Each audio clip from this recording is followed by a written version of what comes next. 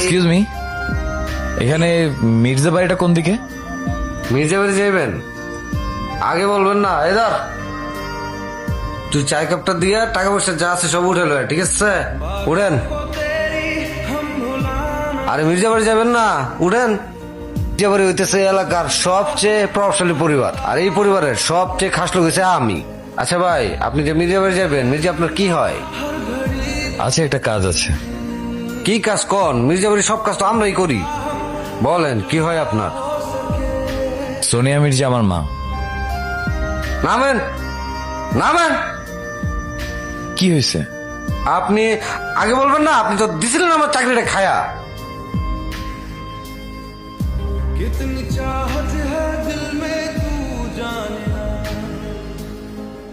কে তুমি বাবা? মা,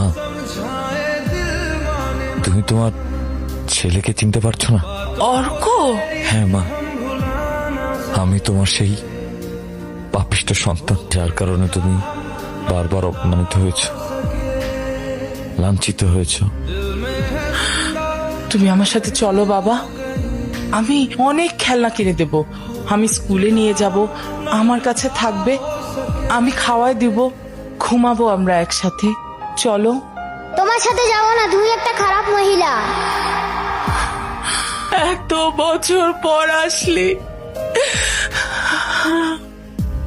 মা, তোমার এই হতভাগা ছেলে তোমার পায়ের নিচে একটু ঠাঁই পাওয়ার জন্য ছুটে চলে আসছে। তুমি আমাকে ফিরিয়ে দিও না মা, ফিরিয়ে দিও না।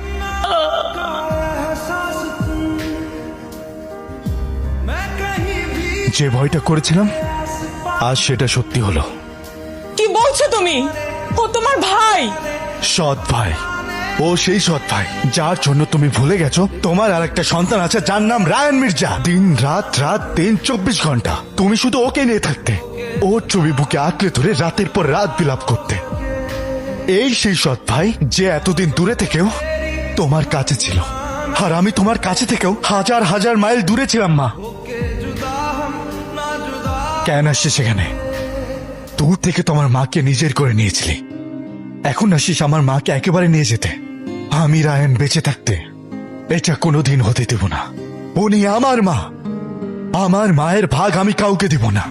ওঠ! রায়ান, ওকে আমার সামনে থেকে চলে যেতে বলো, আমি ওকে সহ্য করতে পারছি না। মা, আমি চলে যাচ্ছি। ক্ষমা ছাড়া তোমার কাছে চাওয়ার আর আমার কিছুই নেই, কিন্তু তুমি আজকে আমার জন্য আবার অপমানিত হলে। আমি আসলেই ছেলে হিসেবে ব্যর্থ। আমি শুধু তোমাকে এক নজর দেখার জন্য আসছি, ব্যাস, এর বেশি কিছু না।